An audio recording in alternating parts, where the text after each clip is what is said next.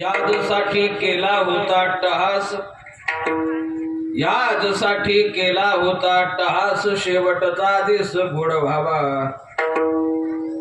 आता निश्चिंतीने पावलो विसावा. कुंटलिया धावा तृष्णेजिया, कवतूक वाटे झालिया वेताचे, कवतूक वाटे झालिया वेताचे, नागमंगळाचे तिने गुणे, आता निश्चिंतीने पावलो विसावा.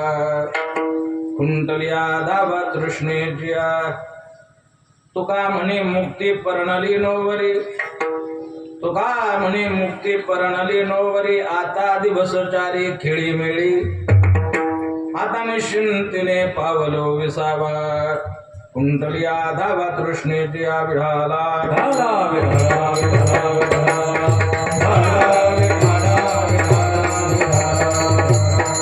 याजसाठी केला होता टहास, याजसाठी केला होता टहास, शेवटचा दिस गोड व्हावा, आता निश्चिंतीने पावलो विसावा. कुंटलिया धावा तृष्णेजिया, युंत प्रविशमम वाचमिमां प्रसुप्ता, संजीवयत्यखिल शक्तिधर स्वधाम्ना, अन्यांश्च हस्तचरण श्रवणत्वगादीन्, प्राणान्नमो भगवते पुरुषाय तुभ्यं. पांडुरंगा पांडुरंगा करो प्रथम नमन, पांडुरंगा करो प्रथम नमन, पांडुरंगा करो प्रथम नमन, पांडुरंगा करो प्रथम नमन. दुसरे चरण गंगाचिया, दुसरे चरण गंगाचिया, गंगाचिया गंगाची, हे योग्य जगपालाने कधी कवितालो, जगपालाने कधी कवितालो. दुसरे चरण गंगाचिया, दुसरे चरण गंगाचिया, गंगाचिया गंगाकृपालाने कधी कवितालो, गंगाकृपालाने कधी कवितालो.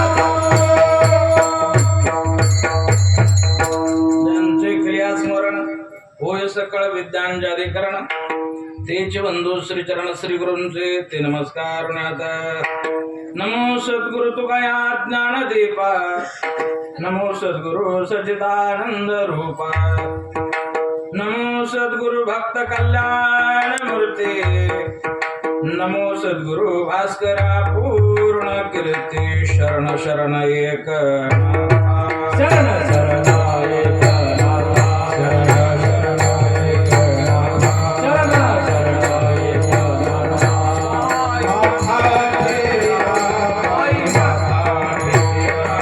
पायी माता ठेविला, पायी माता ठेविला, पायी माता ठेविला, पायी माता. शरण शरण एक नाथा, पायी माता ठेविला, पायी माता ठेविला, पायी माता ठेविला. शरण शरण एक नाथा, पायी माता ठेविला, पायी माता ठेविला, पायी माता ठेविला.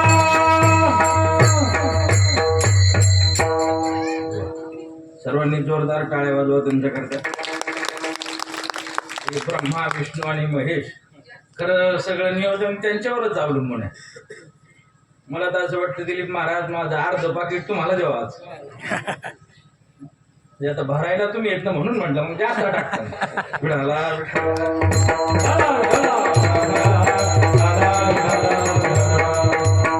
याजसाठी केला होता टहास, शेवटचा दिस गोड व्हावा, आता निश्चिंतीने पावलो विसावा. कुंटलिया धावा तृष्णेजिया, प्रस्तुत प्रसंगी प्राप्त असेल. कीर्तन रूपी सेवेकरता निवडलेला जो अभंग आहे, वारकरी संप्रदायाच्या कलस्थानी विराजमान असणारे विश्वसंत विश्वभूषण वाणी सम्राट संत श्रेष्ठ श्री जगद्गुरु तुकोबरा यांचा 4 चरणाचा हा अभंग आहे. प्रस्तुत अभंगातून श्री तुकोबराय आपल्या शेवटाविषयी समाधान व्यक्त करतात. विडाला विडाला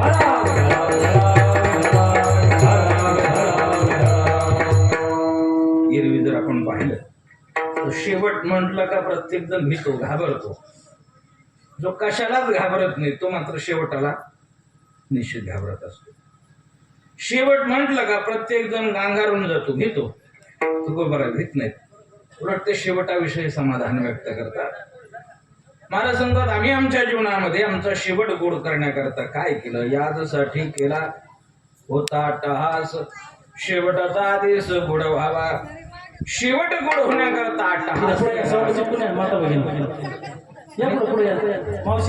आमच्या जीवनात जे प्रयत्न केले, अट्टहास या शब्दाचा अर्थ प्रयत्नाची पराकाष्ठा, ते याकरता केली की आमचा शेवट गोड व्हावा. शेवट गोड होण्याकरता महाराज म्हणजे तुम्ही प्रयत्न केले का? तो शेवट गोड झाला का? तुकोबरांनी त्याचं उत्तर दुसऱ्या एका भागाने दिलं. शेवट होतो भला माझा बहु गोड झाला. महाराज शेवट गोड झाला, शेवट गोड झाला म्हणजे नेमकी काय झालं? तुकोबरा दुसऱ्या चरणामध्ये सांगतात की आमच्या जीवनामध्ये 3 गोष्टीचा बदल घडला. पहिली गोष्ट, आमचं जीवन निश्चिंत झालं. आता निश्चिंतीने पावलो विसावा. पहिली गोष्ट निश्चिंतता प्राप्त झाली. दुसरी गोष्ट विश्रांती मिळाली. आणि हा शेवट गोड होण्याकरता महत्वाची गोष्ट जर काही घडलं असेल तर कुंटल्या दावा तृष्णेच्या जीवनातील आशा अपेक्षा संपल्या गेल्या. मला सांगतात, हा जो शेवट गोड झाला आणि याकरता आयुष्याचा जो काही आमचा वेच झाला तुकोबरा थोडं सिंहावलोकन करतात. मागे वळून पाहिल्यानंतर तुकोबरा सांगतात, मला देखील अभिमान वाटतो की माझ्या आयुष्याचा जो काही कार्यकाल गेला, जो वेच झाला, तो कशामुळे शेवट गोड झाला? तर मी माझ्या जीवनामध्ये भगवंताचं मंगल नामचिंतन घेतलं. कवतू कवाटे झाली आवेचाचे. तुकोबरा सांगतात की मलाही देखील माझ्या जीवनाचा अभिमान वाटतोय, कौतुक वाटतंय की मग भगवंताचं मंगल नामचिंतन मी घेतलं. नावमंगळाचे तिने गुणे, भगवंताचं मंगल नामचिंतन माझ्या मुखामध्ये राहिल्यामुळं तुकोबरा सांगतात आमचा शेवट गोड झाला. लोक म्हणले, महाराज शेवट गोड झाला, पण आता तुम्ही कोणत्या अवस्थेवर आहात? तुकोबरा सांगतात, आम्ही मुक्तीरूपी स्त्रीचे लग्न लावले. तुका म्हणे मुक्ती परणली नोवारी, आता दिवस चारी खेळी मिळे, आता निश्चिंतीने पावलो विसावा. कुंडलिया दावा तृष्णेची आभाळाला.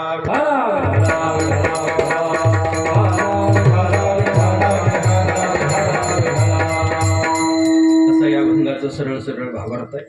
आज ज्या निमित्ताने आपण या ठिकाणी या गावात आहोत, सुतारवाडी ढवळपुरी, आपल्या गावातील आभाड परिवारातील पिताश्री अर्थात धोंडी भाऊ आणि कोंडी भाऊ यांचे असणारे पिताश्री कैलासवासी किसन बंडू आभाड यांच्या प्रथम पुण्यस्मरणाच्या निमित्ताने अर्थात वर्ष श्राद्धाच्या निमित्ताने संपन्न होत असणारा 1 दिवसीय कीर्तन महोत्सव विडाला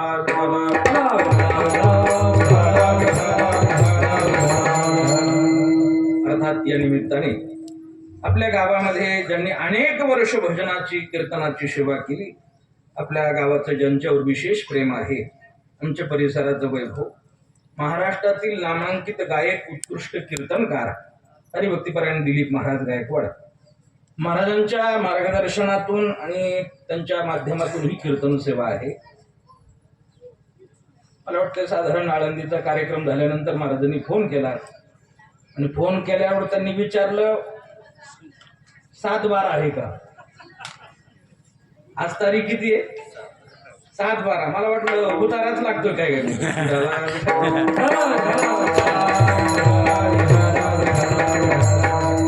आणि त्या अनुषंगाने या ठिकाणी हा शिबिरचा योग आहे.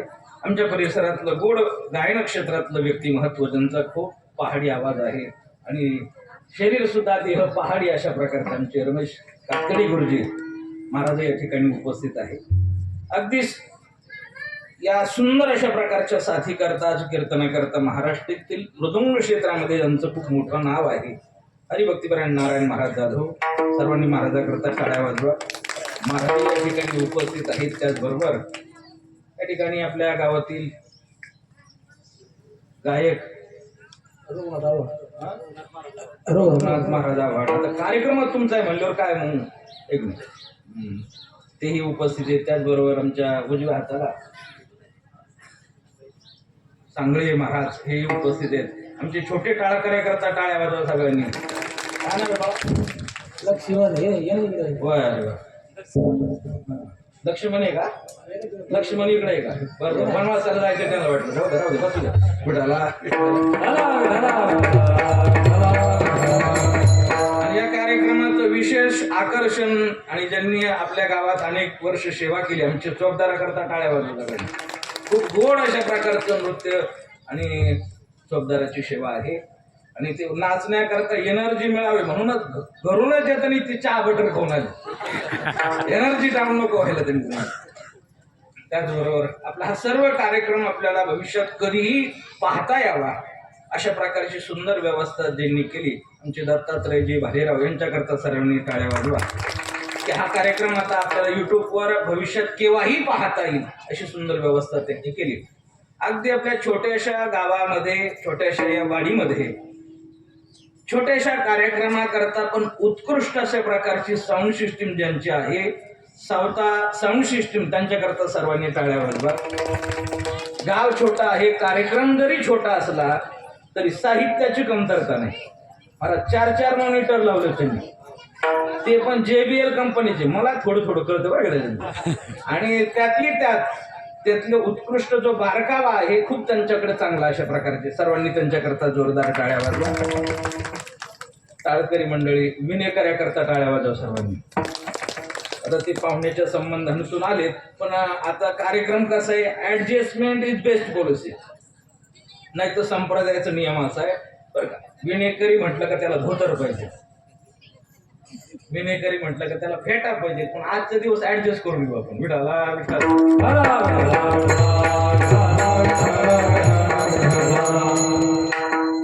ही सर्व गावातील टाळकरी मंडळी आता लक्ष्मणरावजी बसलेत, बसू द्या. जगद्गुरु तुकोबाराय कीर्तन करायचे त्यावेळेला तुकोबारायला टाळकरी होते किती सांगता येईल कोणाला? तुकोबारायचे टाळकरी किती होते? 14 टाळकरी होते. मी म्हणलं आपल्याला 14 नका का मिळाला पण अर्धे जरी मिळाले 5 झाले. म्हणलं 7 तरी मिळते. किती आहेत आपले?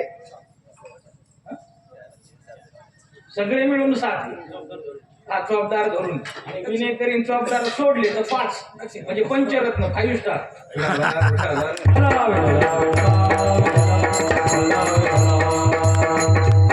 ज्यांच्या पुण्यस्मरणाच्या निमित्ताने आपण या ठिकाणी एकत्रित आहोत कैलासवासी किसन बंडू आव्हाड यांचं असणारं हे प्रथम पुण्यस्मरण आहे.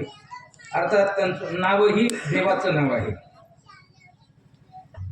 किसन हा जो शब्द आहे त्याचा मूळ शब्द काय असेल तो कृष्ण आहे. किसन या शब्दाचा मूळ शब्द काय आहे? कृष्ण.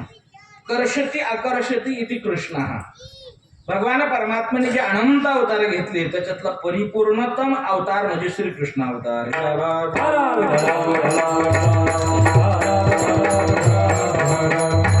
कृष्ण नावाचंच एक अपभ्रंश अशा प्रकारचा शब्द म्हणजे किसन आहे. मुळात शब्द काय आहे? कृष्ण, पण त्याचं अपभ्रंशित रूप म्हणजे किसन आहे. आज कोणता वार आहे? विसरले काय सगळे? रविवार आहे ना, सुट्टीचा वार आहे. रवी हा एक ग्रह आहे आणि त्याच्यानुसार आजच्या वाराला रविवार आहे. अर्थात त्या रवी ग्रहाला अजून एक वार शब्द आहे शब्दकोशामध्ये आदित्य. रवीला काय शब्द आहे? आदित्य. म्हणून आजच्या वारालाही आणखीन एक शब्द आहे आदित्यवार. काय? आदित्यवार. पण ते म्हणायला जरा अवघड जातं लोक म्हणून आदित्यवार नाही म्हणत, आयतवार म्हणतात. बरोबर आहे का? तसं गुरु हा एक ग्रह आहे आणि त्याला दुसरं एक नाव आहे बृहस्पती. काय नाव आहे? बृहस्पती. म्हणून गुरुवारला देखील दुसरं एक नाव आहे बृहस्पतीवार. पण ते म्हणायला जरा अवघड जातं लोक म्हणून त्याला बिस्तरवार म्हणतात.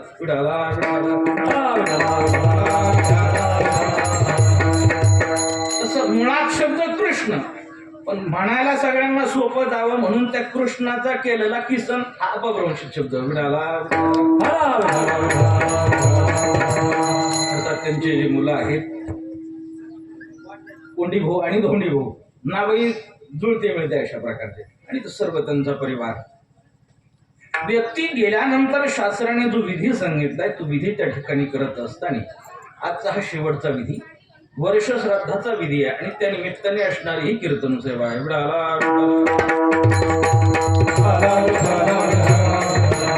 व्यक्ती गेल्यानंतर अनेक प्रकारची विधी आपल्याकडे सांगितल्या. पहिला विधी आहे अंत्यविधी. त्यानंतरचा पुढचा विधी असतो आपल्याकडे ज्याला अनन्यसाधारण महत्व आहे दशक्रिया विधी. अर्थात दशक्रिया विधी झाल्याबरोबरच लगेच 2 दिवसांनी पुढचा एक विधी असतो. कोणता? 10वा झालं काय असतो? 13वा असतो. अर्थात 10व्याच्या पत्रिकेत त्याचा बहुतांशी उल्लेख असतो. हा 13वा जो विधी आहे हा कोणाचा केला जातो? 13वा कोणाचा करतात? कोणाचा करतात? एक जण म्हणला जो गेला त्याचा. ज्यांना ऐकलं तर त्यांना तर सांगू द्या तुम्ही नका. 13वा विधी कोणाचा करतात? एक जण म्हणला जो गेला त्याचा. मग काय जिवंत माणसं थोडंच करायचं. जो गेला त्याचा करतात पण प्रत्येकाचा नाही करत.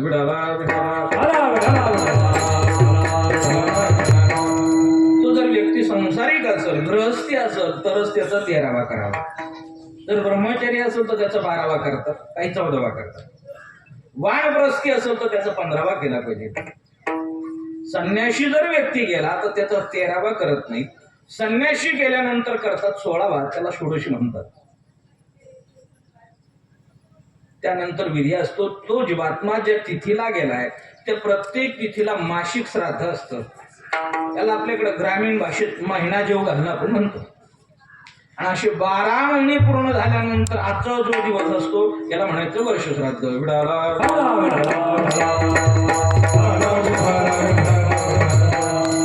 बऱ्याच वेळेला काय होतं बरं का, या 12 महिन्याच्या कालावधीमध्ये कधी कधी अधिक मास येतो पहा. आता ह्या तुमच्या 12 महिन्यात नाही आला, पण आता जी लोक जातील ना पुढच्या वर्षी येणार आहे. या वर्षी मला वाटते 15 मे ला अधिक मास येणार आहे. 17 मे ला काहीतरी आहे. 17 मे ते 15 जून असं काहीतरी. तर अधिक मास जर आला तर शास्त्राचं सांगतंय अधिक मास आल्यानंतर तो महिना जीव घालायचा पण बेर जे धरायचा. मग अधिक मास जर आला तर मग 12 महिने होत नाहीत. मग किती होतात? 13 महिने होतात. लोक म्हणतात ना दुष्काळात 13वा, अशी 13 होतात, नाही तर मग 12 होतात. 12 महिने पूर्ण झाल्यानंतर आजच्या दिवशी तो जीवात्मा देवाच्या यमाच्या दरबारात उपस्थित असतो आणि त्याच्या कर्मानुसार त्याला पुढील गती, पुढील जन्म जो मिळतो तो निकालाचा दिवस म्हणजे आजचा दिवस आहे.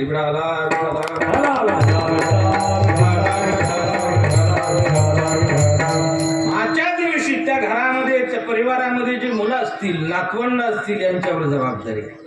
आपल्या गेलेल्या आई वडिलांच्या, आजी आजोबांच्या, पितरांच्या स्मरणार्थ काहीतरी दान दिलं पाहिजे. तो दान देण्याचा दिवस म्हणजे आजचा दिवस आहे. नणोबराय सांगतात सोम सूर्यादी ग्रहणे येवोनी करती पार्वणे काम माता पितर मरणे अंकित जे दिवस. नणोबराय सांगतात हा पर्व काळ आहे. तर पहिली गोष्ट पर्व काळ म्हणजे काय हे तुम्हाला कळणं महत्वाचं आहे. एक सोपी व्याख्या सांगतो. पर्व काळ त्याला म्हणायचं जो कधीतरी येतो आणि विशेष अशा प्रकारचं फल देतो त्याला म्हणायचं पर्व काळ. काही पर्व काळ आपल्याला समजून जाईल. आपल्या हिंदू धर्म संस्कृतीमध्ये पंचांगामध्ये एक तिथी आहे पहा, षष्ठी. किती दिवसाला षष्ठी येते? षष्ठी किती दिवसाला येते? ते म्हणतात महाराज एसटी कधी येते ते विचारा, षष्टीचं नाही माहिती बा. षष्ठी एक लक्षात राहू द्या, प्रतिपदेपासून चतुर्दशी पर्यंत प्रत्येक तिथी ही 15 दिवसातून एकदा येते. महिन्यातून एकदा येणाऱ्या 2च तिथी आहेत. एक म्हणजे पौर्णिमा आणि दुसरी अमावस्या.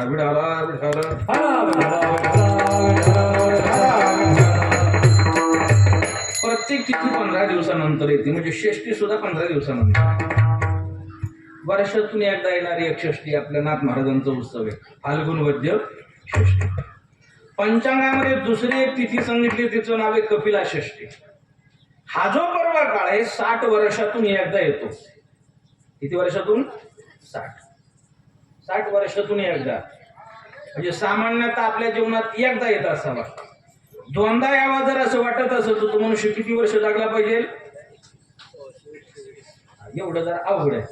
काय म्हणतो सध्याच्या काळात तर एकदाही येणं अवघड आहे. कारण कपिला षष्ठी झाल्यानंतर जन्माला आला आणि पुढची येऊस्तोवर 60 वर्ष जर जागलाच नाही तर एकदा येणार खूप मोठा बरोबर काळ आहे आणि 60 वर्ष वाट पाहावी लागते. थोडं जवळ येऊन एक जर सांगायचं ठरलं, आता ज्या ठिकाणी मागच्या वर्षी कुंभमेळा झाला कुठं, अलाहाबादला, प्रयागराज. परत कुंभमेळा जर अलाहाबादला आपल्याला अनुभवायचा असो तर त्याच्यावर का 12 वर्ष वाट पाहावी लागते.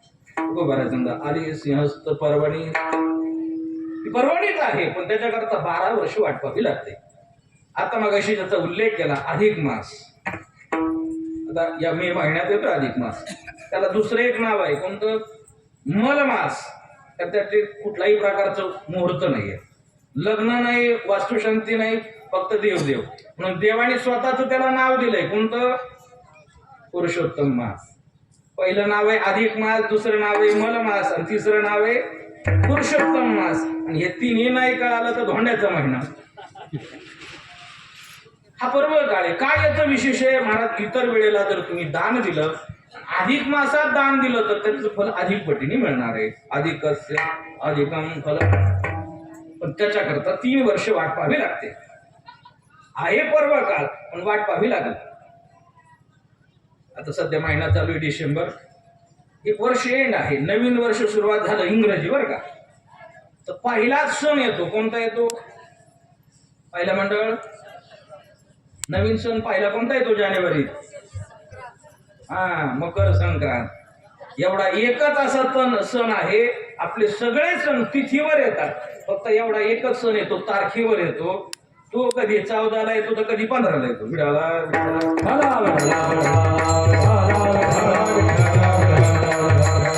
आणि त्याचंही वर्णन केलंय. देव तिळी आला, गोडे गोड जीव झाला, साधला हा पर्व काळ. हाही पर्व काळ आहे. आता समजा त्या पर्व काळावर जर काय आपण दान दिलं तर त्याचं पुण्य अधिक पटीने मिळणार आहे. पण लक्षात ठेवा, संसारिक लोकांकरता ही पर्व काळ शोधण्याची गरज. आपले आई वडील ज्या दिवसाला गेले तो दिवस त्या परिवाराकरता पर्व काळ आहे.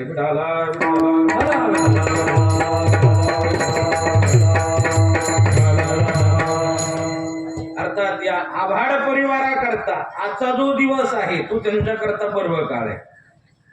आज कोणती तिथी आहे, तिथी कोणती आज, काल तर पौर्णिमा झाली 2 दिवसापूर्वी, लगेच सप्तमी कशी आहे, चतुर्थी. बरोबर आहे का येतो.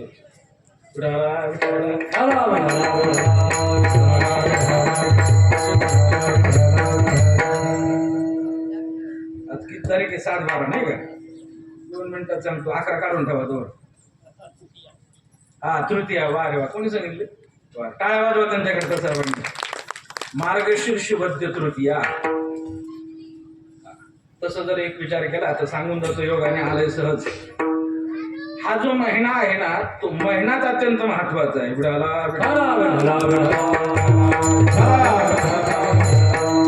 मार्गशीर्ष जो महिना आहे ना तो अत्यंत महत्वाचा आहे. त्याचे प्रत्येकच महिने महत्वाचे. पण या महिन्यामध्ये श्रीमद भगवद्गीतेचा जन्म झाला. श्रीमद भगवद्गीतेमध्ये भगवंताने वेगवेगळ्या प्रकारचं अलौकिक ज्ञान अर्जुनाचं निमित्त करून आपल्याला सांगितलं. 10व्या अध्यायामध्ये भगवंताने अर्जुनाला विभूती योग सांगितला. ही विभूती सांगत असताना प्रत्येक गोष्टीमध्ये मी कोण आहे हे सांगितलंय. जसं पक्षामध्ये गरुड आहे, वृक्षामध्ये पिंपळ आहे, तसं महिन्यामध्ये कोण आहे, मासानां मार्गशीर्षोहम. मार्गशीर्ष महिना ही भगवंताची विभूती आहे. त्यामध्ये गीता जयंती आहे, त्याच पद्धतीने काल परवा झालेली दत्त जयंती, तिन्ही देवाचं एकत्रीकरण ज्या अवतारात असं भगवान दत्तात्रय या मार्गशीर्ष महिन्यामध्ये जन्माला आला.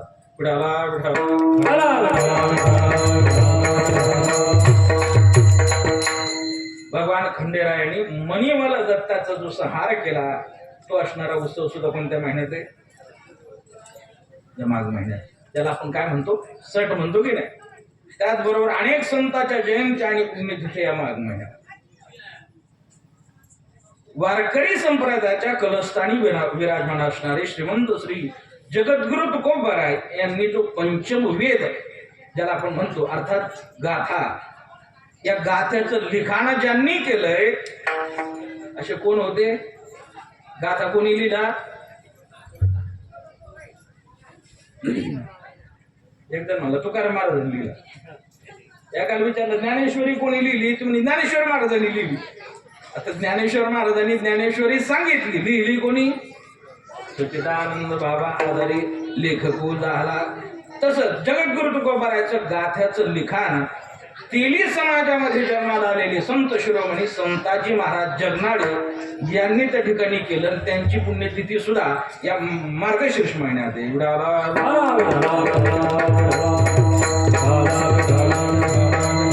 एवढं सगळं सांगण्याचं तात्पर्य या आभार परिवाराकरता आजचा जो दिवस आहे तो काय? पर्वकाळ. प्रत्येक वर्षी ज्या ज्या वेळेला मार्गशीर्ष महिन्यातली वद्य तृतीया येईल त्या वेळेला त्याला म्हणतात पुण्यतिथी. हे प्रथम पुण्यस्मरण आहे. आजच्या दिवशी गेलेल्या व्यक्तीच्या स्मरणार्थ ज्ञानदान, अन्नदान, वस्त्रदान या ठिकाणी करावं असं शास्त्र समजत आहे. काळ बदललाय, लोक सुशिक्षित झालेत. लोकांना वाटतं महाराज इथं दिलेलं तिथं कसं मिळणार आहे.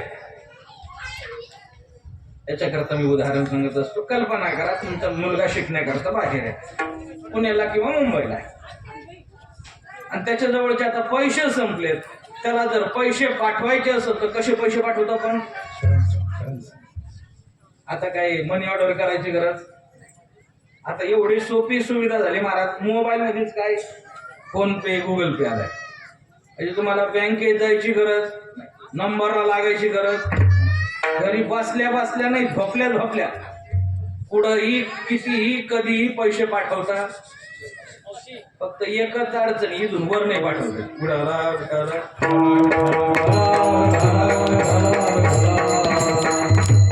आणि त्याच्याकडे जर एटीएम कार्ड असेल तर तो कधीही पैसे काढू शकतो. ही तशी सुविधा आहे. गेलेल्या व्यक्तीच्या स्मरणार्थ जे दान आपण या ठिकाणी देणार आहेत, पितृदेवता त्याचं पुण्य फल पितरांना प्रदान करतात. काळाचा बदल आहे महाराज. काही लोकांकडे देण्याकरता भरपूर आहे, देण्याची ही इच्छा आहे, पण लोकांकडे काही वेळ नाही. आता इथं लोक येतात म्हणून येतात, एक फॉर्मॅलिटी म्हणून तोंड दाखायला. वेळ नाही लोकांकडे. काही लोक परदेशात गेलेले आहेत महाराज. तर परदेशात जे लोक आपल्याकडून गेलेत ना, कदाचित घरातलं कोणी जर व्यक्ती गेलं तर त्यांना यायला सुद्धा वेळ नाही. ते घरच्या लोकांना सांगतात काय करा, तुम्हाला कोणाचा मंडप लावायचं तो लावा, कोणते बाबा लावायचे ते लावा.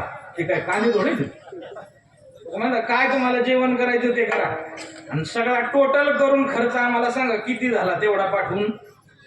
तुझं बाप गेला म्हणजे तो पाहिजे का नाही तिथे सगळ्या गोष्टी पैसे. आणि ज्या ज्या वेळेला आम्ही पाहतो महाराज, असे बऱ्याच ठिकाणी लोक नाही का आईच्या वडिलाच्या स्मृतीप्रित्यर्थ काहीतरी दान दिलं जातं. ते चांगलंच आहे, पण हा विधी करून ते दान दिलं पाहिजे.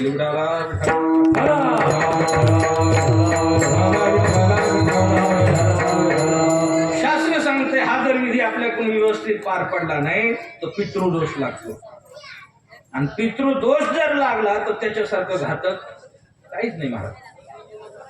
मुलाचे लग्न होत नाहीत, झाले तर मुलं होत नाहीत. दररोज काहीतरी संकट, काहीतरी अडचण येत राहते.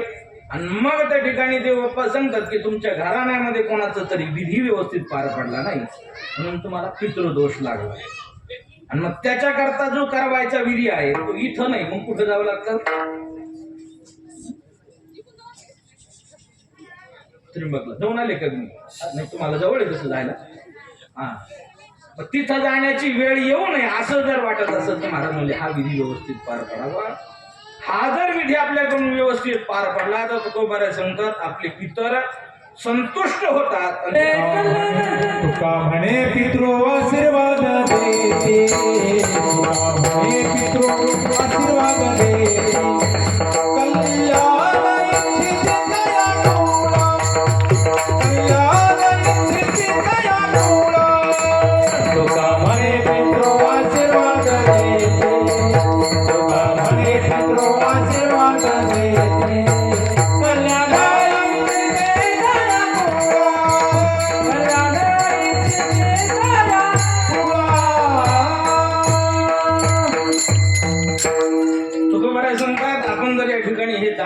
तर पितर संतुष्ट होतात आणि ते आशीर्वाद देतात. तुका म्हणजे पितृ आशीर्वाद कल्याण इच्छिते त्या कुळाचं कल्याण होतं.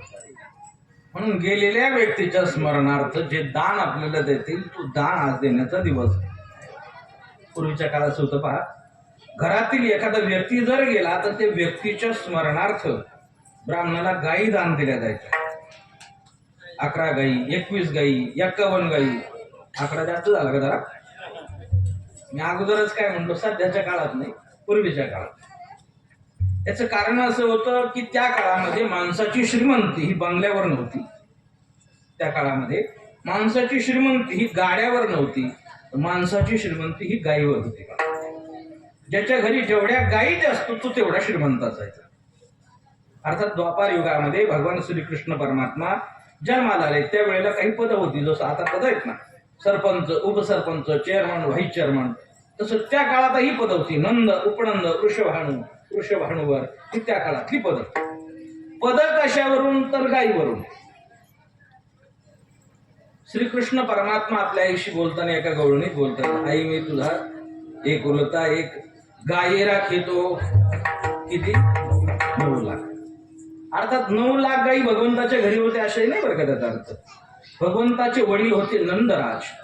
नंदराज हे असं पद होतं की ज्याच्या घरी 1 कोटी गायी आहेत त्याला काय म्हटलं जायचं? नंदराज. त्यापैकी 9 लाख भगवान परमात्मा स्वतः सांभाळत होते. पण घरामध्ये गायी किती होत्या? किती? 1 कोटी. आता मला सांगा, 1 कोटी जर गायी असतील तर त्यांची वासरं किती असतील? कोटी गायी म्हणल्यावर वासरं लाखात असतील का नाही? त्याच्यातून 11 आणि 21 गायी दिल्या म्हणजे काय झालं? आता आपल्याकडे गायीच नाही राहिल्या, तो भाग सोडा.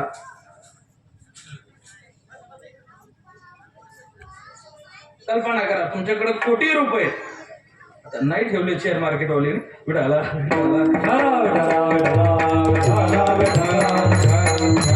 तुमच्याकडे हा रोग नसेल बहुतेक. तुम्हाला जर सांगितलं कीर्तन संपल्यानंतर महाराजाला 100 रुपये दक्षिणा द्या, म्हणजे देऊ नका तुम्ही, पण तुमच्याकडे जर कोटी रुपये तर तुम्हाला 100 आणि 200 द्यायला काय वाटेल का?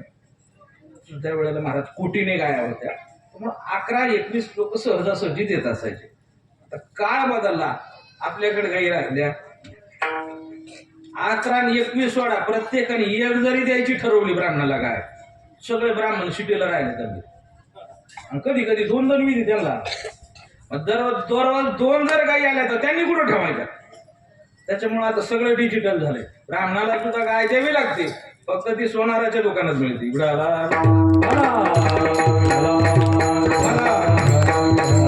सांगण्याचं तात्पर्य याच्यामध्ये वर्ष श्राद्ध शब्द आहे. श्रद्धायुक्त अंतःकरणाने ते दान जर आपण दिलं तर ते दान पितरांना प्राप्त होत असतं. म्हणून महाराज सांगतात हा वर्ष श्राद्धाच्या निमित्ताने कार्यक्रम आहे. म्हणून बरे सांगतात, देहाच्या गवारिया जन्म मृत्यूच्या सोहळ्या ना म्हणून धनंजयापुरी. या ठिकाणी जीवन जगत असताना आपल्या जीवनात अनेक प्रकारचे सोहळे घडतात. काही सोहळे हे सुखाचे तर काही सोहळे दुःखाचे. काही सोहळे हे आपल्या हातात आहेत तर काही सोहळे मात्र नियतीच्या हातात आहेत. तुझं नाव काय?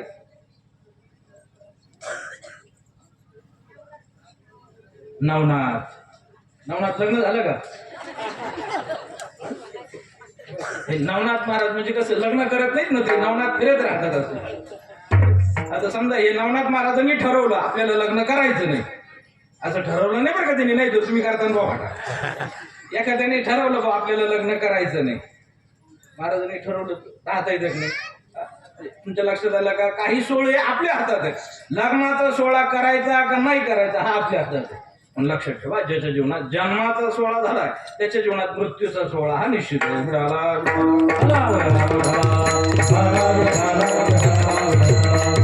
मृत्यू येत असताना माणसाच्या जीवनात काहीतरी निमित्त घेऊन येणार आहे, माणसाला जावं लागणार आहे. मनुष्य आजारी पडला आणि गेला, अटॅक आला आणि वास्तविक पाहता आपण जन्माला आल्यानंतर कोणत्या वेळेला, कोणत्या ठिकाणी, कोणत्या कारणाने आणि कधी जाणार आहेत हे अगोदरच सगळं लिहून ठेवलंय. कधी लिहिल्या जातं त्याचं वर्णन ज्ञानेश्वर महाराजांनी ज्ञानेश्वरीचं म्हटलंय. मौली संतात सटवीची आहे राती न विसंबे जेवी वाती. मौली संतात सटवीची जी रात्र आहे त्या दिवशी भात लावायला विसरू. सटवीची रात्र म्हणजे कोणती महिला मंडळ? त्याची शिवीतली सटवी नाही घ्यायची. सटवीची म्हणजे पाचवीची रात्र. याला अनन्य साधारण महत्व आहे महाराज. ज्ञानोबारांनी सांगितलं पाचवीच्या दिवशी रात्रभर दिवा लावून ठेवायचा. का दिवा लावायचा? पुढं जर दिवे लावायचे असेल त्या दिवशी दिवा लावा. आपण पूर्वजन्मामध्ये जे केलेलं कर्म आहे ते कर्म आपल्याला भोगण्याकरता यावं लागलंय. केले कर्म झाले तेची भोगाले. ज्ञानोबा सांगतो आगा कर्मे जैवरावे ते सुखदुःखी फळायावे तया ते भोगावया यावे देहाये का. हे कर्म भोगण्याकरता आपण आल्यामुळं शिल्लक राहिलेलं जे कर्म आहे त्या कर्माचं या जन्माचं आपलं प्रारब्ध नशीब भाग्य लक हे कधी लिहिलं जातं? पाचवीच्या दिवशी. ती लिहिण्याचं काम सटवी नावाच्या देवतेकडे. ज्ञानोबारांनी याही पुढे जाऊन त्याच्याकरता आणखीन एक उभी खर्च केली. माऊली सांगतात एकदा का त्यांनी ते लिहिलं ना ती काही केल्यामुळं कालाला तिचे लिहिले तिनं मुडेगा काही केले काळे गोरे पण धुतले फिटवून दे. एकदा का तिने ती लिहिलं ते काही केल्यामुळं. शाळेत होतो का तू? कितीला आहे? चौथीला. मला वाटतं जुने जे मंडळी असतील कदाचित त्यांना आठवत असेल पूर्वीच्या ज्या शाळा होत्या ना त्यावेळेला 4थी पर्यंत पाटी असायची आणि दुसरं काय राहायचं? पेन्सिल राहायचं. आता थोडं शाळा जरा लवकर चालू झाल्या. 3 वर्षाचं पोरगा झालं की LKG UKG नर्सरी. तरी सुद्धा लक्षात ठेवा लगेच मुलगा शाळेत गेल्याबरोबर त्याच्या हातात पेन दिला जात. अगोदर आता सुद्धा शाळेत मुलगा गेला अगोदर काय? पेन्सिल आहे. फक्त पेन्सिल बदल पेन्सिल आहे. लक्षपूर्वक आहे का? का तो पेन्सिलने जर लिहिलं आणि जर चुकलं तर ते खोडता येत. पेनाने जर लिहिलं ते जर चुकलं तर ते खोडता येत. हा नियम झाला बरं का. पण प्रत्येक नियमाला अपवाद आहे. तुम्ही पेनाने लिहिलं आणि ते जर चुकलं तर ते सुद्धा खोडता येतं. तर ते व्हाईटनर मिळतं ना. नियम सांगितला काय मी तुम्हाला? या ठिकाणी जन्माला आल्यानंतर कपाळावर लिहिलं ते काही केल्या मोडत नाही. ही जरी गोष्ट खरी असली तर मोडलेलं उदाहरण अर्ध्या मिनिटात सांगतो.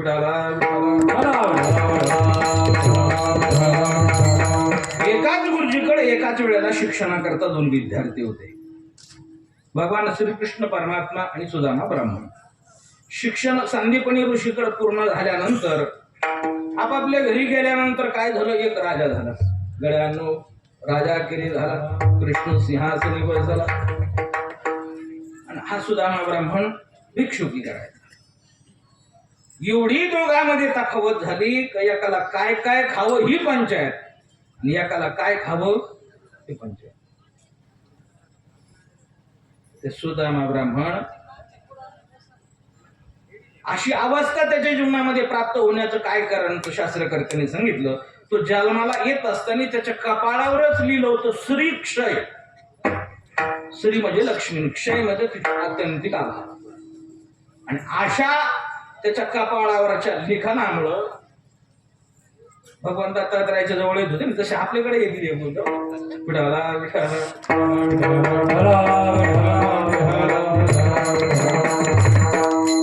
ती गरिबी अवस्था निर्माण झाली सुदामा ब्राह्मणाच्या जीवनामध्ये. पण मला वाटतं याही अवस्थेत सुदामा ब्राह्मणाने देवाचं चिंतन सोडलं. मला वाटतं जेवढं दुःखामध्ये आणि जेवढं गरिबीमध्ये देवाचा आठव होतो तेवढं सुखामध्ये आणि आनंदामध्ये आणि श्रीमंतीत देवाचा आठव होत. भगवान परमात्म्याला भेटण्याकरता तो सुदामा ब्राह्मण जायचं ठरवलं. त्यांनी आपल्या पत्नीला सांगितलं तो द्वारकेचा श्रीकृष्ण परमात्मा माझा मित्र आहे.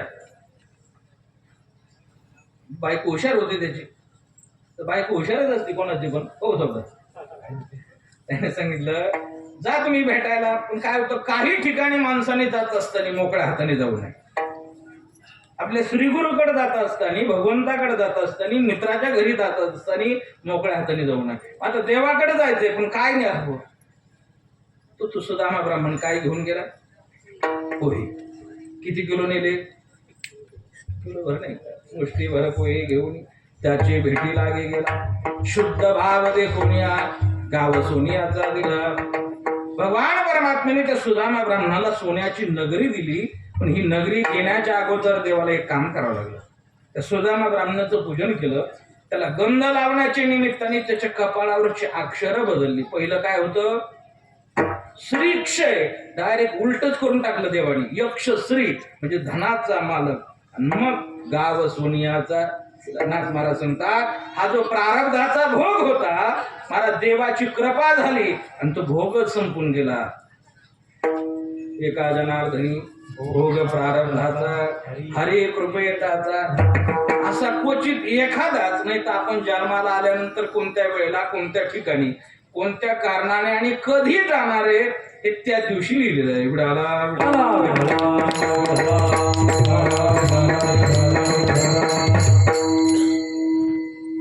आपण सर्वांनी एक दृष्टांत ऐकलेला आहे. पहा, भगवान परमात्म्याचं वाहन असणारा गरुड, त्याला गरुडाला त्याच्या आईचं मरण कळलं. उद्या अमुक अमुक वेळेला तुझी आई मरणार आहे. आता त्या गरुडाने विचार केला, आई मरणार आहे याचा अर्थ आईला न्यायला कोण येणार आहे? यम येणार आहे, काळ येणार आहे. त्यांनी असं डोकं लावलं तो म्हणजे आईला अशा ठिकाणी नेऊन ठेवतो की जिथं काळ येऊ शकणार. आता मला सांगा, काळ कुठं जाणार नाही हो. हा काही सामान्य नाही, भगवंताचं वाहन आहे गरुड. त्या गरुडाने आईला खांद्यावर घेतलं, उंच भरारी मारली, हिमालयाच्या उंच शिखरावर गेला. अशी गुहा होती महाराजच्या शिखरावर. काळकुट्ट अंधकार, म्हणजे समोर कोण आहे हे दिसायला तयार. त्याला वाटलं आपण एवढ्या दूरवर आलोय, एवढ्या उंचीवर आलोय ना, अशा गुहेत आलोय की समोर कोणी हे दिसायला तयार. एकदम सुरक्षित ठिकाणी आलं. आता टेन्शन घ्यायची गरज. पण झाला असं महाराज, हा तिथं जातो ना जातो, आईला खाली उतरतो ना उतरतो, तोच काळाने जाहीर केला. काळ त्याच्या अगोदर हजर होता. अंधार असल्यामुळे याला कळालं नाही समोर कोण. याने विचारला, अरे बाबा तू कोण आहे? त्या काळाने उत्तर दिलं, मी काळे तुझ्या आईला नेण्याकरता आलो होतो. तिचं मरण या वेळेला आणि या ठिकाणी लिहिलं होतं. उलट मला पंचायत पडली होती, एवढ्या कमी वेळात एवढ्या लांब तिला कोण पोहोच करी. हा वाचवण्याकरता गेला होता, मग तिचं लिहिलंच त्या ठिकाणी होतं.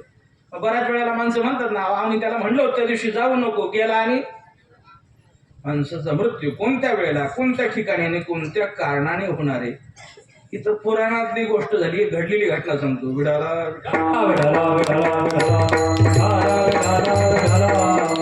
साधारणतः एप्रिल मे महिन्यातली गोष्ट आहे, 2020. ज्या वेळेला आपल्याकडे नुकताच करोना आला होता. कधी आलता करोना आपल्याकडे? विसरले काय करोनाला सगळे? त्याला कोविड-19 म्हणतात, पण आपल्या इकडे येऊस तरी 20 साल उजाडलं होतं. मार्च 20 मध्ये काय झालं होतं? पहिले लॉकडाऊन पडलं होतं. ज्या वेळेला नवीन रोग आला ना, त्यावेळेला पेशंट कमी निघत होते, पण भीतीचं प्रमाण जास्त होतं. ज्या वेळेला पेशंट निघत होते ते पण असं ग्रामीण भागात कमी, जास्त कुठं निघायचे? शहरात. अर्थात आपल्याकडून जे लोक त्यावेळेला पुण्याला आणि मुंबईला गेले होते ना, ज्या वेळेला नवीन कोरोना चालू झाला त्यावेळेला सगळे लोक कुठे येत होते? परत गावाकडे येत होते का नाही? लोक म्हणतात गांधीजीचं स्वप्न होतं खेड्याकडे चला, खेड्याकडे चला. कोरोनामुळे साखर झालं, सगळे लोक कुठं? गावात. त्यावेळेला येण्याकरता महाराज गाड्या नव्हत्या, काही नव्हतं. तुम्ही पाहिला असं, अनुभवलं असं, लोक महाराज पायी रस्त्याने जात होते. बरोबर आहे. अशी पायी जाणारे माणसं संभाजीनगरच्या जवळ घडलेली घटना आहे. रात्रीच्या वेळेला विश्रांती करता झोपले. कुठं? रेल्वेच्या पटरीवर. पेपरला बातमी होती, टीव्हीला होती. कशा करता सांगतो हे लक्षात घ्या की माणसाचा मृत्यू हा कसा माणसाला त्या ठिकाणी घेऊन जातो. दिवस उन्हाळ्याचे होते महाराज, कुठेही झोपू शकत होते. रेल्वेच्या पटरीवर झोपले. लॉकडाऊन होतं, त्यांना वाटलं की रेल्वे बंद आहे, मालगाड्या चालू होते की नाही, तरी सुद्धा रेल्वे अर्धा किलोमीटर असली तरी माणसाला आवाज. रात्रीच्या वेळी ते एकदम शांतता असते. माझ्या माहितीप्रमाणे काहीतरी 15-16 लोक होते. 15-16 पैकी एकाला सुद्धा जाग आली. सगळे लोक रेल्वेचे खाली गेलेली घटना तुम्ही पाहिलेली आहे. मी याचा आठव कशा करता आपल्याकडे करून दिला. हे राहण्याकरता कुठे होते, यांचं गाव कुठं होतं, यांचा शेवट कुठं झाला. अर्थात आपण कोणत्या वेळेला, कोणत्या ठिकाणी, कोणत्या कारणाने आणि कधी जाणार आहे ही विधी लिखित गोष्ट आहे.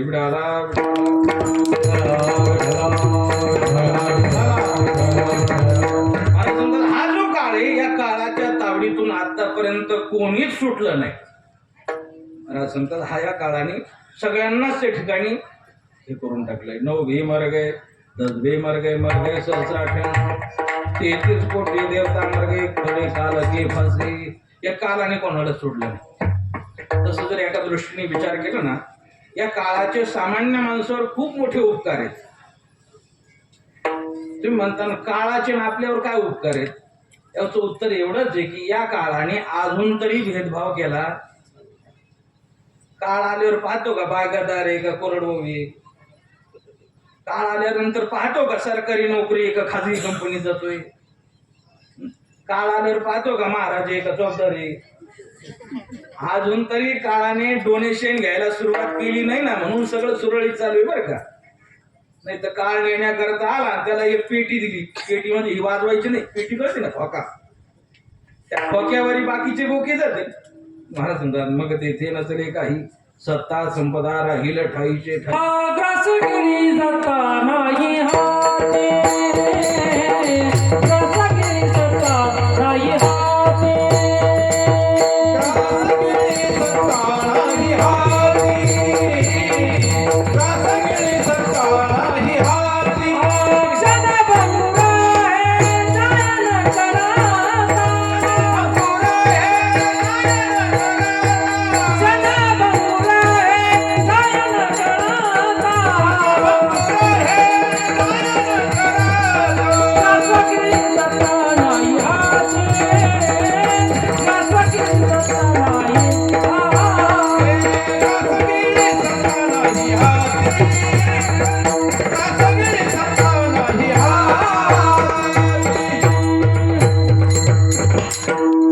महाराज म्हणतात एक क्षणही माणसाला थांबता येत नाही. हातातला घास तोंडात जाईल याची सुद्धा शाश्वती. घास गिळे सत्ता क्या जीवन की प्रक्रियास, हातो मेल या नाही तेरा घास. हातातला घास तोंडात जाईल याची सुद्धा शाश्वती नाही. महाराज सांगतात हा जो काळ आहे त्या काळाकडे ते काम दिलंय. हा लोकच मृत्यू लोक आहे. येथ नाही गुरु आदि अवतार येरते पामर जीवती.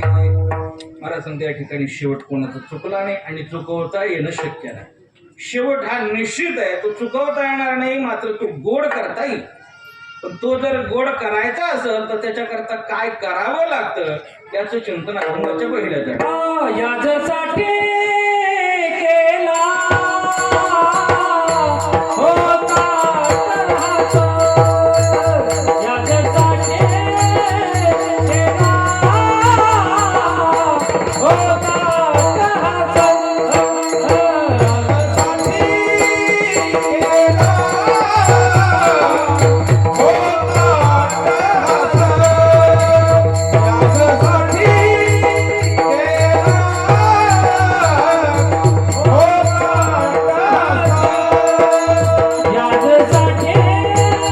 केला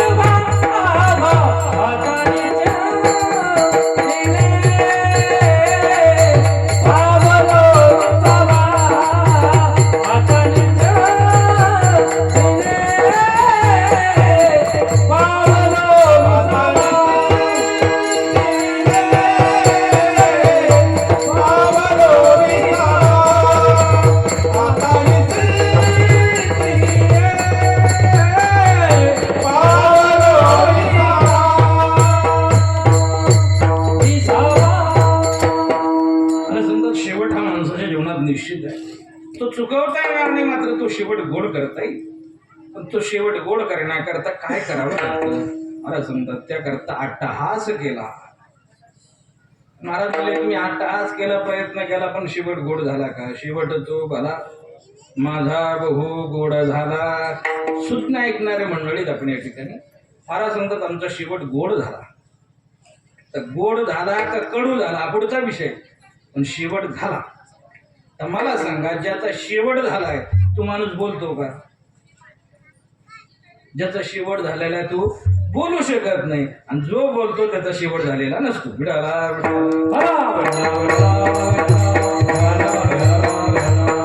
शंका तुमच्या लक्षात आली की नाही?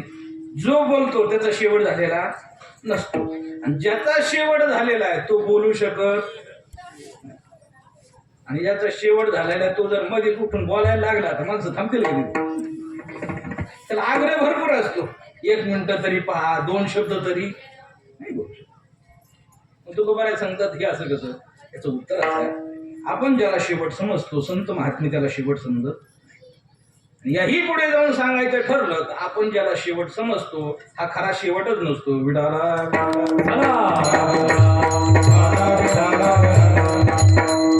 की तुला भांडलंच पाहिजे शाळेत 4थीला आहे ना? 4थीचा मुलगा शाळेत गेला, अभ्यास केला, निकाल लागला. 1 मे ते 5 मेच्या दरम्यान निकाल लागला. अर्थात मे महिन्याच्या नंतर कदाचित पाहुणे घरी आले. आता पाहुणे घरी आल्यानंतर पोराला काही ठरलेले प्रश्न असतात. पहिला प्रश्न काय असतो? तुझं नाव काय? पोराला काय विचारतात? पहिला प्रश्न ना. पोरानं नाव सांगितलं का मग दुसरा प्रश्न असतो, शाळेत जातो का? कितवीला आहे? कितवीला आहे? 4थीला. आता मे महिन्याच्या नंतर जर त्याला विचारला ना, तो सांगत असतो मी 5वीला गेलो. कितवीला? 5वीला गेलो. 5वीच्या वर्गात जाऊन बसला, 5वीची पुस्तकं घेतले. 5वीला गुरुजी कोणी माहितीये? नाही ना. पण 6वीचा काय लागलाय? आपला 4थीचा काय लागलाय? निकाल लागला. 4थीच्या दृष्टीने शेवट झाला, म्हणून 5वीच्या दृष्टीने काय झाली? सुरुवात. तसं महाराज म्हणले, या शरीराचा जरी आपला शेवट झाला असेल, पुन्हा कोणत्या तरी शरीराची काय? ज्ञानोबा उत्तम गोड उदाहरण देऊन सांगतात. मौली सांगतात, जसं आपण काय करतो, कपडे बदलतो, बरोबर आहे की नाही? शब्दा गाडीतले कपडे वेगळे, कीर्तनातले वेगळे. आपण नाही का दारेवर असताना जे कपडे तेच घालून येतो का? जसं आपण कपडे बदलतो. ज्ञानोबा सांगतात, दैशे जीर्ण वस्त्र सांडीजे मग नूतन वेडीजे, तैशे देहांतरा ते स्वीकारी जय चैतन्यनाथी. पण खरा शेवटच होत नाही का? महाराज म्हणजे होतो, पण कधी? ज्या वेळेला आपण भगवत स्वरूपाला प्राप्त हो त्यावेळेला खरा शेवट होईल.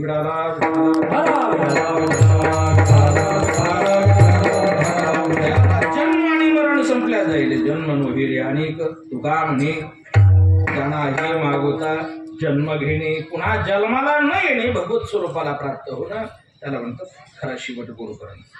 मला सांगतात, आम्ही आमच्या जीवनात परमार्थ केला म्हणून आमचा शेवट गोड झाला. तू म्हणले महाराज शेवट असाही होणार आहे आणि तसाही होणार आहे. जरी परमार्थ केला तरी शेवट होणार आहे, नाही केला तरी. फक्त एवढंच आहे की अट्टहास केला, प्रयत्न केले, परमार्थ केला तर तो शेवट गोड होईल. आणि जर नाहीच काही केलं तर शेवट होणारच आहे, फक्त गोड होणार नाही. कसं होईल? लिंबाचं झाड आहे ना कडू, विडाला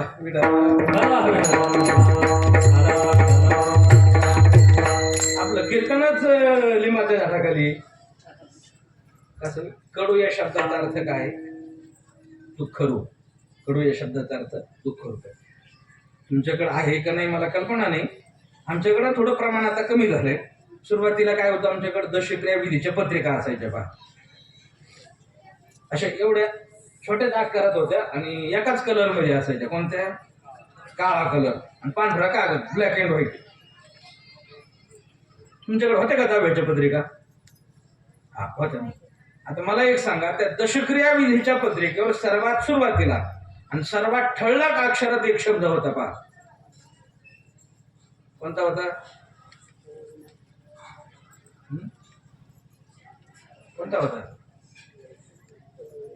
नाही ना, ते खाली झालं. तो पॅराग्राफ झाला खालचा. त्याच्या अगोदर वरती एक ठळक अक्षरात शब्द होता. जाऊ दे, एवढं टेन्शन नका घेऊ. मी कशाला इथं? मीच सांगतो आणि तुमच्या लक्षात राहत नाही. हेच आमचं भांडवल आहे.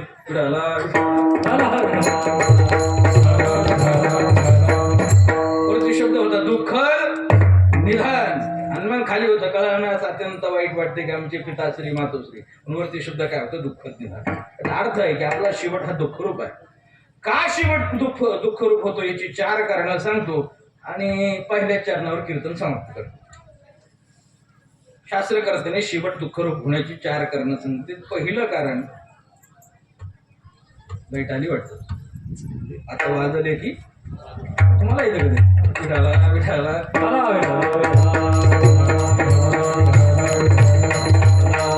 अशी कीर्तनात लाईट आलेली आणि गेलेली चांगली राहते, पण दिवसाच्या नाही, रात्रीच्या. लाईट महाराजांनी बोर केलं, लाईट गेली का तेवढा झटका साधायचा उठून. लोक लय हुशार आहे महाराज, आता सगळीकडे असे अँड्रॉइड मोबाईल आहेत. लाईट गेल्याबरोबर सगळे फ्लॅश लावतात, पण ते उठून जाणाऱ्याकडे नाही लावत, ते महाराजाकडे लावतात. बाकीचे जाऊ द्या, पण महाराज नाही गेला पाहिजे. महाराजाचं घोंगडं करतोय, महाराज काय जातो कुणाला. 4 शेवट दुःखरूप होण्याची 4 कारणं सांगून थांबणार आहोत. पहिलं कारण या शरीराला आपण माझं म्हणतात. म्हणून हे शरीर सोडत असताना त्या जीवात्म्याला दुःख होतं. शरीर वेगळं आणि याच्यामध्ये राहणारा जीवात्मा वेगळा, 2 गोष्टी भिन्न आहेत. व्यवहार मात्र एक म्हणून करावा लागतो, पण गोष्टी 2 आहेत. शरीर वेगळं आणि जीवात्मा. या जीवात्म्याने या शरीराला माझं माझं म्हटल्यामुळं ते शरीर सोडताना त्याला दुःख होतं, म्हणून शेवट दुःखरूप होतं. हे पहिलं कारण. या शरीराच्या संबंधाने जी नाती तयार झाली, पत्नी असेल, मुलगा असेल, नातू असेल, सर्वांमध्ये माणसाचा जीव गुंतलेला आहे. या सगळ्यांना सोडून मला एकट्याला जायचंय, म्हणून त्या जीवाला दुःख होतं, म्हणून शेवट दुःखरूप होतं. हे दुसरं कारण. तिसरं कारण असं आहे, जीवन जगत असताना जे आपण कर्म करीत आलो, ही सगळी चांगली कर्म आपल्याकडून घडत नाहीत, काही वाईटही कर्म घडतात. शास्त्र असं सांगते, आपण केलेली वाईट कर्म शेवटच्या वेळेला शरीर सोडताना त्या जीवात्म्याला परत दिसतात, आणि त्यामुळे त्याला पश्चाताप होतो. त्या पश्चातापामुळे दुःख झाल्यामुळे शेवट दुःखरूप होतो. ही 3 कारण. आणि शेवटचं 4थं कारण आहे, या ठिकाणचं आपलं सगळं उरकलेलं असतं, पण इथून आपल्याला जिथं जायचंय ना, तिथं गेल्यानंतर आपलं कसं होईल याची चिंता पडते, आणि त्या चिंतेमुळे शेवट दुःखरूप होतो. विडाला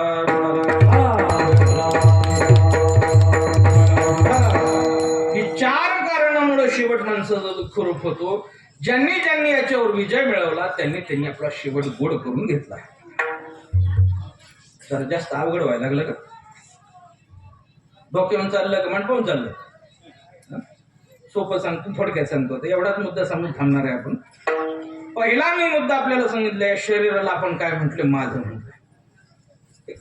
सगळ्यांच्या प्रमाण पाठातलं अंती जाशील ऐकल्या प्राण माझे माझे म्हणून, बहीण कुणाचा, भाऊ कुणाचा, कोण कुणाचे, या सगळ्यांना माझं माझं म्हटल्यामुळं आपल्याला दुःख प्राप्त झाले. महाराज म्हणले, तसं जर विचार केला तर पाहिला मुक्तच होता. मुक्त होता परी बळे झाला बद्दल कशामुळे, घेऊन या चंद माझे माझे, माझं माझं म्हटल्यामुळं दुःख प्राप्त झालंय. म्हणतात महाराज शरीर माझं नाही तर काय शेजारीच आहे का?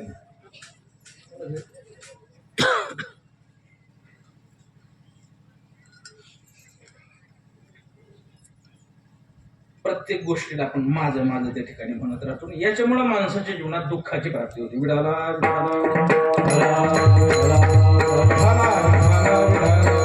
या शरीराची काही मालकशास्त्राने सांगितली. पहिली गोष्ट, आपल्याला हा देह देणारा देवे, देवे दिला देह कशा करता? भोजना भजना. दिला या शब्दाचा अर्थ कोणीतरी देणारा दाता. दुसरी गोष्ट, देह देणारा जरी देव असेल, नंतर देहावर सत्ता कोणाची आहे? देह हे काळाचे, धन कुबेराचे. म्हणजे देह देणारा देव आणि नेणारा कोण? काळ, यम. 2 मालक झाले. आता 3रा मालक पिंड हा पाचाचा आणला. याला अंडरलाईन करा. कसा आणलाय? उसना. एखादी गोष्ट जर दुसऱ्याची उसनी आपण आणली तर त्याच्यावर आपली मालकी गाजवावी का? कारण कशी आणली ती? उसनी. बऱ्याच वेळेला महिला मंडळाला जास्त उष्ण घ्यावं द्यावं लागतं. एखाद्या लग्नाला जायचं असलं तर दुसरीचं काय करायचं? घरात अचानक जर पाहुणे आले, पीठ नसलं तर शेजारने कोण आणायचं? कसं? उष्ण. त्याच्यात लय बारकावा, पहिले हुशार महाराज. तिकडून आणायचं म्हटलं का दाबून आणणार. कळालं त्यांना विडाला उष्ण.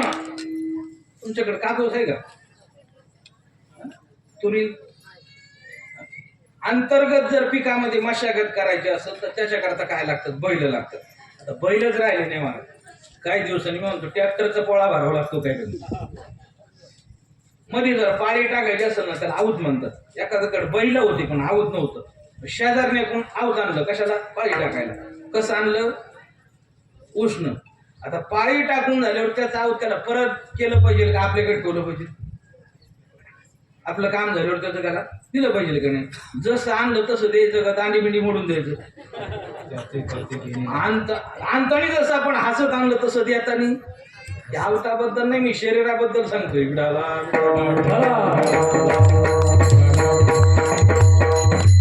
त्याच्यामुळं माझं माझं म्हटल्यामुळं माणसाच्या जीवनात दुःख प्राप्त होते. जीवनात दुःख प्राप्त होण्याला दोनच गोष्टी, दोन्ही सोबत सांगतो, वेळ वाचेल आपला. मी आणि माझं, या दोन गोष्टीमुळे माणसाच्या जीवनात दुःख आहे. ज्ञानेश्वर महाराजांनी ज्ञानेश्वरीच्या दुसऱ्या अध्यायात संन्याशाची व्याख्या सांगितली. संन्याशी कोणाला म्हणतात, ज्याने भगवे कपडे घातले त्याला आपण संन्याशी म्हणतो. ज्याने घरदार सोडलं त्याला आपण संन्याशी म्हणतो. ज्ञानोबा सांगतात, ज्याच्या जीवनातलं मी आणि माझं गेलं तो संन्याशी. मी माझी आयुष्य आठवण विसरले दयाचे अंतकरण, पार्थात तोच संन्याशी दान निरंतर. ज्ञानोबा चकार लावतात, तोच संन्याशी. कोण, की ज्याच्या जीवनातलं काय गेलं, मी आणि. आता हे बोलणं सोपं आहे पण जाणं अवघड आहे. विडाला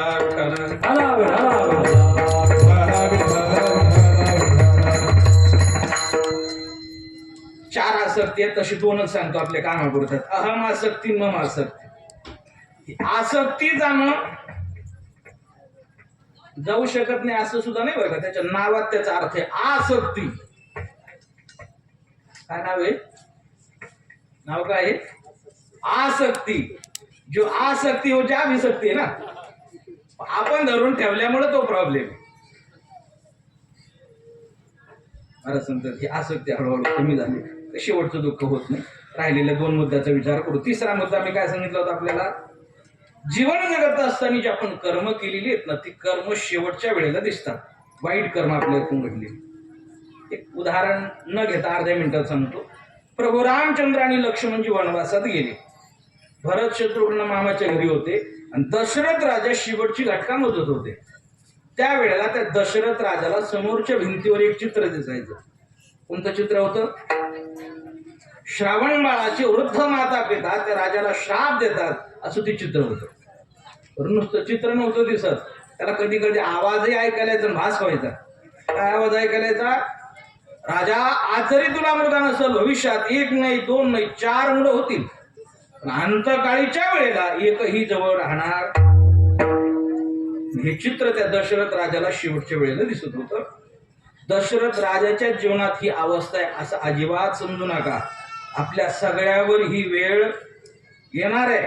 आपण जीवनामध्ये जे जे काही वाईट कर्म केलेलं आहे ते शेवटला दिसल्याशिवाय राहणार. ते किरकोळ काळकोर नाही दिसणार. 2000 पाणी टाकलं, शेजारात बांध करून असं नाही. मोठमोठाले जे कुठाने झाले ते दिसल्याशिवाय राहणार नाही.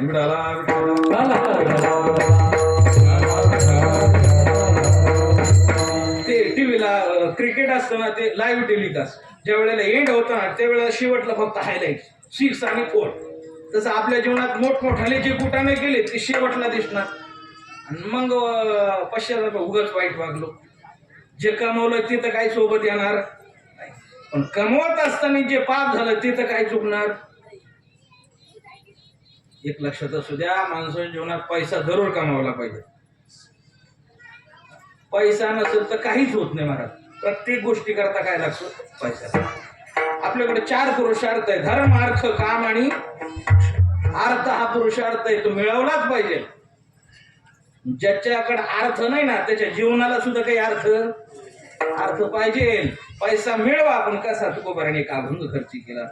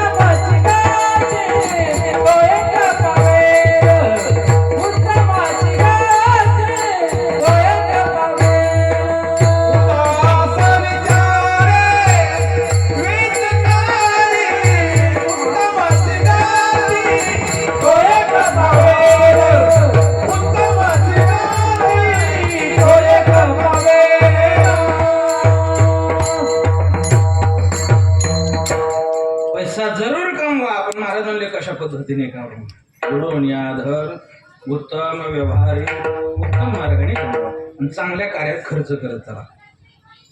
लक्षात राहू दे बरं का. चांगल्या मार्गाने जर आपण पैसा कमवायला लागलो ना, जास्त नाही कमवता येणार. तो कमवलेला पैसा आपल्याला सुख देईल, समाधान देईल. चांगल्या मार्गाने जर आपण पैसा कमवत असलो ना, चटईवर काय ढेकळात सुद्धा झोप लागल. कमवण्याचा मार्ग जर चुकला ना, येशी सुद्धा घाम फुटल. कोणता कमवायचं हे आपण ठरवायचं. मनुष्य परिणामाला तोच घाबरतो जो कर्मात चुकतो. जो कर्मातच चुकणार नाही, तू परिणामाला कसं काय घाबर.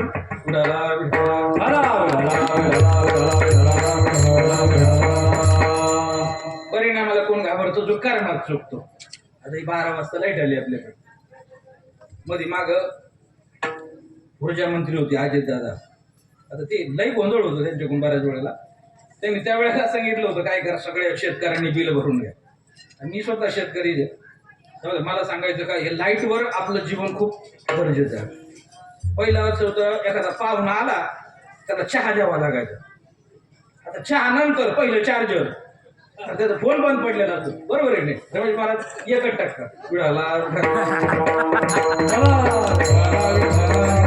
अगोदर काय द्यावं लागतो? चार्जर. लाईटची एवढं जीवन संलग्न झाले. आता महिला मंडळ आहे का कुठं? पाटा वरवंटा काही राहिलं? बटन फिरवलं का मसाला. किती सोपं लाईटमुळं काम झालं महाराज. आता तुम्ही शहरात जर गेलात तर फॅन शिवाय एसी शिवाय जीवन नाही महाराज. मुंबईला म्हणजे कशावर सगळं चालतं? लाईटवर. अहो महाराज, सध्याचा काळ असा झाला, बायको माहेरला गेली ना 8 दिवस माणसाला काही वाटत नाही. पण लाईट जर 2 दिवस नाही आलं तर माणसं बेचैन होते. एवढं लाईटशी जीवन संलग्न झालं. लाईट देणारी एक संस्था आहे आपल्याकडे, महाराष्ट्र राज्य विद्युत महामंडळ MSEB. एक संस्था आपल्या सगळ्याला लाईट पुरवते. लाईट वापरणाऱ्यामध्ये 2 प्रकारचे वर्ग आहेत. काही लोक लाईट वापरतात मीटरने आणि काही लोक लाईट वापरतात, मला वाटतं तुम्हाला माहित नाही का वेगळं. 2 प्रकारचे वर्ग आहेत. कल्पना करा, MSEBचे साहेब लोक गावात राहून टाकायला आले तर काही लोकांना आनंद होतो, काही लोकांना कोणाला आनंद होतो? आकडेवाल्याला, मीटरवाल्याला. ज्यांचं वाढीव मीटर रिडिंग दिलंय, काहीतरी दुरुस्ती करायची, बरं झालं साहेब झाले, दुरुस्ती होती. पण काही लोकांची खूप घालमेल, खूप धावपळ. कोणाची? आकडेवाल्याची. एक धावी एकी पुढे पटापट काढी ती आकडे. येणारा व्यक्ती एक होते, पण 2 प्रकारचे परिणाम पाहायला मिळते. त्याचं कारण कर्माचं. महाराज समजा असं ज्याने सुरुवातीपासून चांगलं कर्म केलंय त्याचा शेवटही चांगला होणार आहे. 3 मुद्दे संपले. एक शेवटचा मुद्दा सांगू, नाही आपण थांबणार आहोत. शेवटचा मुद्दा मी कोणता सांगितला होता? शेवटचा मुद्दा कोणता सांगितला होता? मी म्हणलं ना, तुमच्या लक्षात राहत नाही, हेच आमचं भांडण. शेवटचा मुद्दा सांगितला होता, या ठिकाणचं आपलं सगळं उरकलंय. याची टोपी त्याच्या डोक्यावर, त्याची टोपी याच्या डोक्यावर, दोघाची टोपी. इथलं आपलं सगळं उरकलंय. पण इथून आपल्याला जिथं जायचं ना, तिथं गेल्यावर आपलं कसं होईल याची चिंता पडते. ही चिंता कधी? कळो येईल अंतकाळी प्राण प्रयाणाची राहते निराळी रांगापुरे सकळ. त्यावेळेला ही चिंता येईल. शेवटच्या वेळेला कोणती चिंता आहे? या ठिकाणचं आपलं सगळं उरकलंय, पण इथून आपल्याला जिथं जायचंय ना, तिथं गेल्यावर आपलं कसं होईल.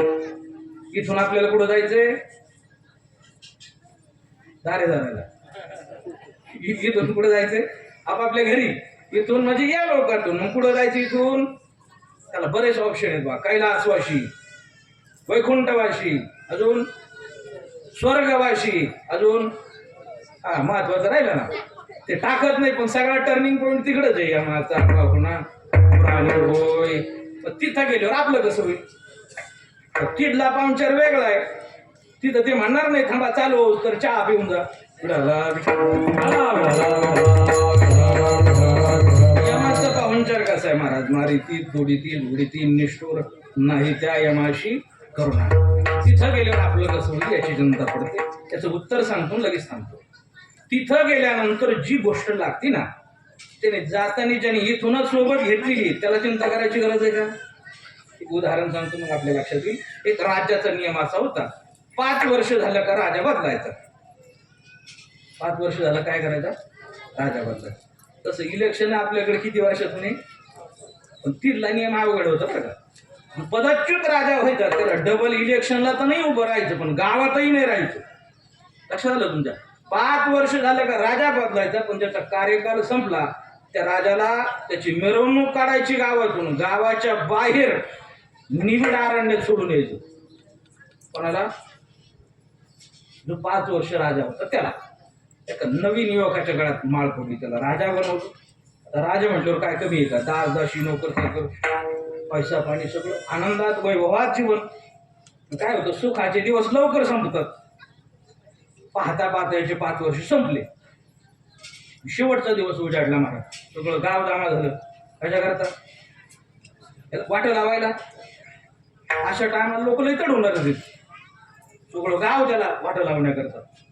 आतापर्यंत जेवढे राजे झाले सगळे राजे जात असताना रडत जात होते. हा राजा काही रडत नव्हता. लोक म्हणले जरा विलक्षणच गोष्ट पाहायला मिळाली, जेवढे राजे वाटायला लागले सगळे रडत जात होते, हा का रडाना? पहिली गल्ली झाली, दुसरी झाली, यशूतून बाहेर पडला तरी रडाना. एकाला लावलंच नाही. तू म्हणजे राजेसाहेब खूप राजे वाटा लावले, पण सगळे राजे जाताना रडत जात होते, तुम्ही का रडत नाही?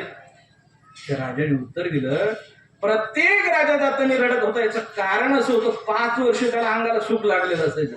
दास दासी नोकर चाकर, आणि एकदम अनुकूल परिस्थितीमधून प्रतिकूल परिस्थितीत जायचंय की तिथं वनामध्ये जंगलात गेल्यानंतर हिंस पशु पक्षी शिवाय कोण भेटणार?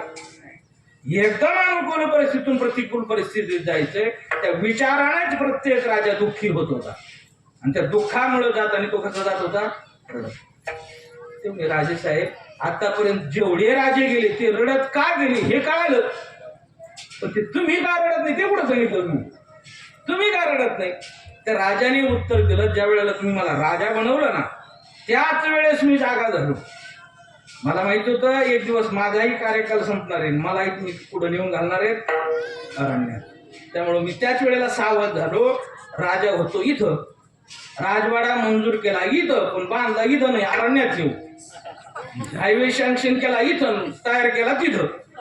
इथल्या सगळ्या सुखसुविधा मुकडं नेऊन घातल्यात अरण्यात. इथल्यापेक्षा चांगलं वातावरण तिथं झालंय, म्हणून जाताना मी आता कसं चाललोय? त्याच्यातून फक्त एवढंच घ्यायचं, ज्याने इथं असताना तिथली तयारी केली तो जाताना शेवटी हसत जाणार आहे. मला सांगतात आम्ही आमच्या जीवनामध्ये परमार्थ केला, भगवंताचं नामचिंतन केलं, देवाची भक्ती केली. या भक्तीने आम्हाला काय दिलं? या भक्तीने आम्हाला याही लोकात आनंद दिला, आणि हीच भक्ती आम्हाला परलोकातही काय देणार आहे? आनंद देणार आहे. जिंदगी के साथ भी और जिंदगी के हेच आम्हाला काम येणार आहे. म्हणून महाराज सांगतात जीवनात शेवट जर गोड करायचं असेल तर त्याच्याकरता परमार्थ करावा लागेल. महाराज सांगतात आम्ही जीवनात परमार्थ केला, प्रयत्नाची पराकाष्ठा केली, तो शेवट गोड झाला. महाराज म्हणले शेवट गोड झाला. शेवट गोड झाला म्हणजे नेमकी काय झालं? 3 प्रकारचे बदल अभंगाच्या दुसऱ्या चरणात. आता निश्चिंतीने पावलो